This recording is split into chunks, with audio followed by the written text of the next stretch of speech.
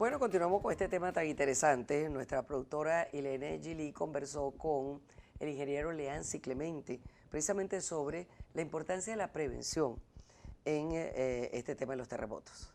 Hola Maki, Manuel Felipe, estamos con el ingeniero Leancy Clemente que nos va a dar unas recomendaciones para saber la importancia que tiene la prevención ante terremotos. Bueno, acabamos de ver la prevención ahorita, cómo surgió efecto. Coincidencialmente en México, en la mañana se hizo una simulación y en la tarde hubo el terremoto. Está muy bien establecido que hubiese habido mucho más fatalidades si ese ensayo o simulacro no se hubiese efectuado. De manera de que nosotros aquí en Venezuela deberíamos seguir ese ejemplo y hacer no solamente ensayos para terremotos, debido a que ya Venezuela tiene experiencia de terremotos, sino también para algún otro tipo de desastre natural, en vista de que prácticamente no sabemos qué hacer, hacia dónde conducirnos, etc. Fíjense que cuando el caso del terremoto de Japón, que fue el de más intensidad en los últimos 50 años, las personas simplemente acudieron a los dinteles de la puerta, se metieron debajo de un escritorio y posteriormente salieron caminando, no corriendo, caminando de los sitios donde se encontraba. Afortunadamente, y estoy casi seguro que por esa actitud y ya esa previa educación y entrenamiento, en Japón, a pesar de tener esa magnitud del terremoto, no hubo ningún muerto. Los muertos, por supuesto, vinieron hora y media después, producto del tsunami. Algo más que quisiera agregar, que veo que constantemente se habla de réplicas de los terremotos. Eso gramaticalmente es un error, porque una réplica es algo que es exactamente igual a otra cosa.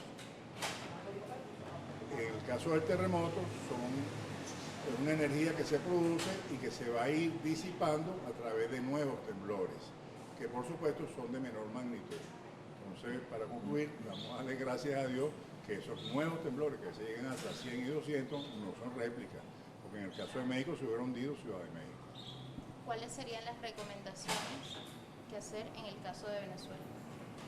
Que se establezca como una política de Estado, que se haga entrenamientos y simulacros, se establezcan manuales a través de las alcaldías, organizaciones no gubernamentales, para que no solamente entrenar a las personas de qué hacer en caso de un terremoto, sino también en vaguadas, ya vivimos una hace varios años, y cualquier otro tipo de desastre natural. Bueno, fíjate tú qué interesante toda esta información que nos han dado, Manuel. Muy interesante. Y qué seria y qué bien sustentada, pues son dos excelentes científicos. Ya hablamos del caso de los terremotos de Caracas, ¿no? Ha habido terremotos también en el Tocuyo, en Cariaco. Señor. Pero los terremotos de Caracas, los más famosos, son 4 en la historia, ¿no? En 1641 ocurrió el terremoto llamado de San Bernabé.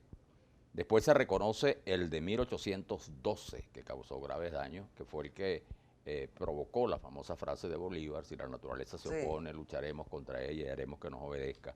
Después el más fuerte del siglo XX se considera que fue el de octubre de 1900, donde, por cierto, el entonces presidente Cipriano Castro se lanzó desde la Casa Amarilla, que era el Palacio Presidencial, y luego está el que recordábamos justamente de 1967, se recordaron 50 años, que es en junio de ese año, y que dejó 300 muertos y 3.000 heridos.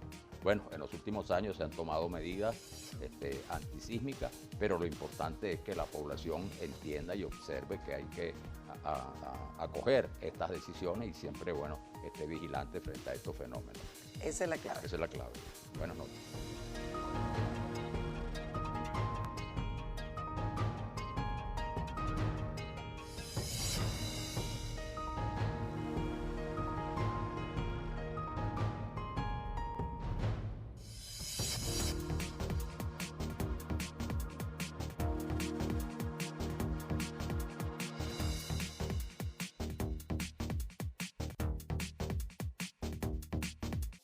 A continuación, Reporte Estelar, programa mixto, informativo y de opinión, con elementos del